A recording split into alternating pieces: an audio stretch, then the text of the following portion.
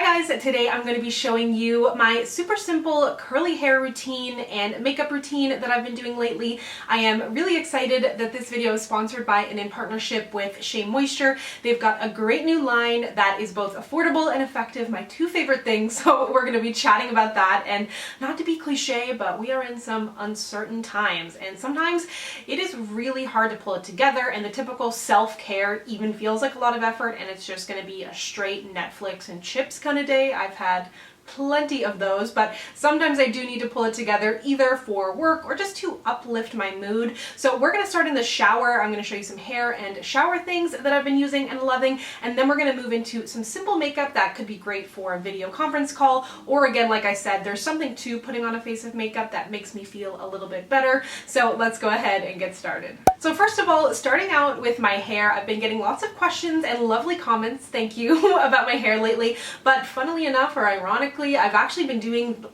the bare minimum, like almost nothing, which is great. It's simple, it's faster, less heat damage.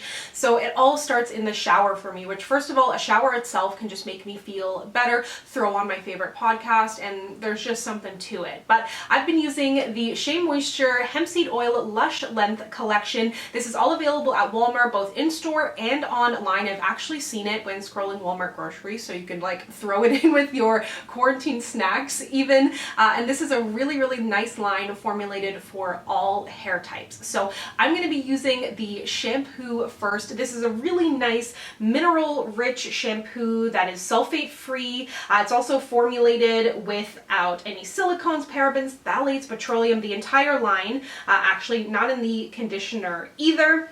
And my best practice for shampooing curly hair, or potentially all hair, I'm not totally sure, kind of depends on your situation, I guess, but I like to shampoo at my roots, and then, because that's kind of going to be the dirtier part of your hair, and then let the shampoo kind of work its way down. And I try to never use water that is too hot. I'll kind of switch back and forth between colder for my hair, hotter for my body, although technically you shouldn't really use super hot water on your body, but you know, I'm not perfect. So once that's done, I'm going to be moving into conditioner, and again, I am using the Shea Moisture Hemp Seed Oil Lush Length Conditioner. I really love this because the texture is so good. It helps to condition and soften my hair. I also love that it comes with a pump. It's formulated with horsetail extract, which is a plant, and ginseng root does a great job helping me detangle my hair, and I try to leave this in my hair for as long as possible. I will comb it through while the conditioner is in my hair to make sure that I have less breakage. It's much easier for me,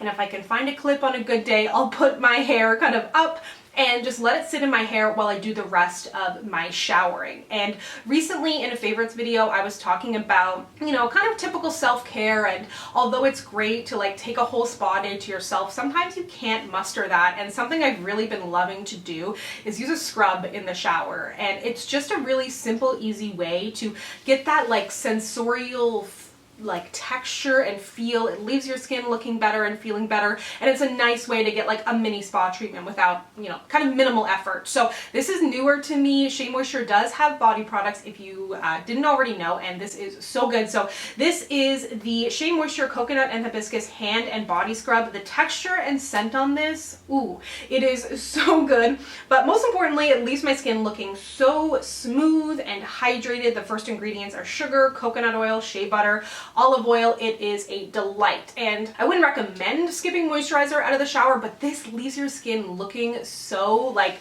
hydrated and dewy. It is really good. It smells like something from my childhood. I haven't been able to nail down what it is, but I really love that. So I'll do that while the conditioner is sitting in my hair, and then once I actually kind of hop out of the shower, although it's more so just turning off the shower, a lot of the time I'll do my styling products while damp in the shower.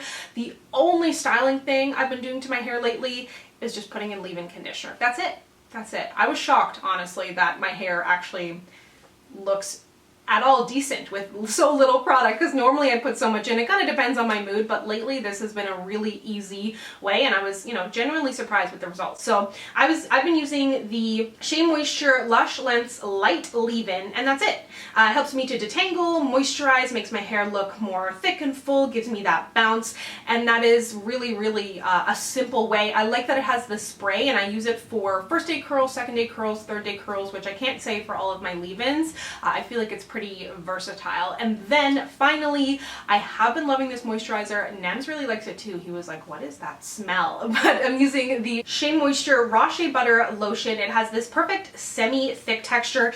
It is formulated with organic shea butter along with essential fatty acids, and it's really, really hydrating, but it's not like sticky or greasy. Like I can use this day or night, which I really appreciate, and I love using it in combination with that scrub. So once I'm hydrated, I'm clean. I will let my hair air dry mostly. Sometimes I'll do a little diffusing depending on my, what I have on the go that day. Today for a simple style, a lot of the time I'll just, you see me all the time, I leave my hair out curly. Today I just put it up.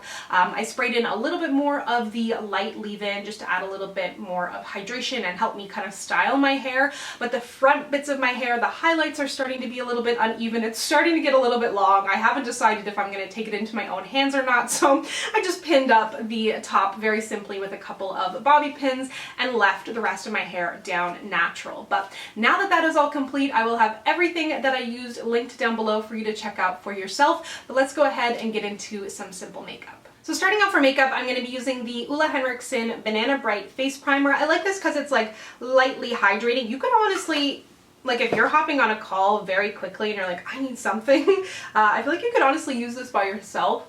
Or sometimes I'll reach for like a liquid bronzer and just put that all over my face because my Skype calls are always in front of a window a lot of the time, and not even Skype, we call it Skype, whatever, Zoom, Google, whatever, Microsoft Hangouts.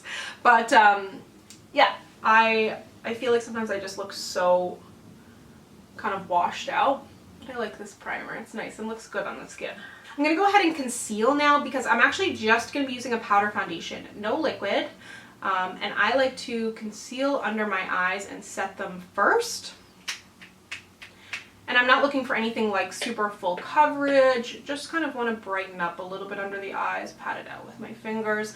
I would love to know if you're taking a lot of calls at home, are you still putting in the same amount of effort to get ready for these calls that you were day one? Because I feel like at the beginning it was like, I'm going to put on a nice shirt, I'm going to look put together, but now is it kind of like, you get what you get? Girl, slowly letting go a little bit, which is, good thing and a bad thing. To set my under eyes, I'm going to use this Makeup Forever Micro Smooth, is that what it's called? Micro Finishing Press Powder in the banana shade.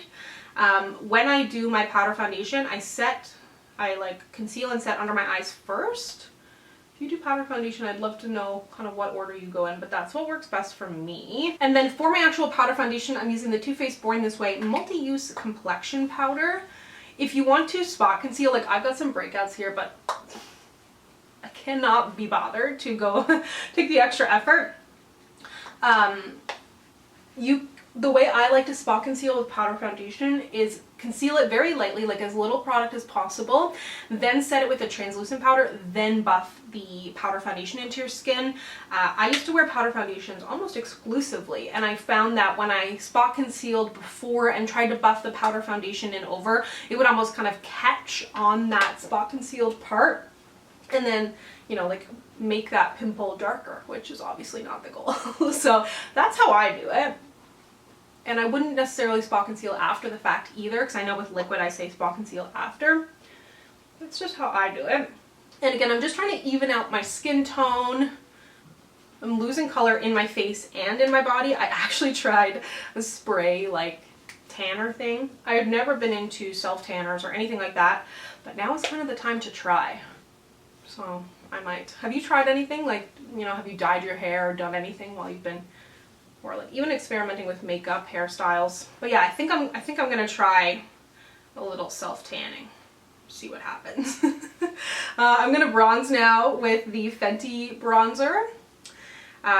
For me, when it comes to these kind of calls, like I said, my computer is in front of a window, and the biggest thing I noticed is I go a little bit lighter on highlighter, a little bit more matte in the skin because it can look really shiny really quickly with all of that light. And then I'll focus a little more on bronzer and on blush to add that definition and color. With that being said, like, my webcam is not that great. It hides a multitude of sins. I like to put some bronzer on my nose too. It gives that sun kiss just with like the remainder. But yeah, I'm pretty liberal with the bronzer at the moment. For blush, I'm going to use this one that I found during my recent declutter, the Blissful shade from Tarte.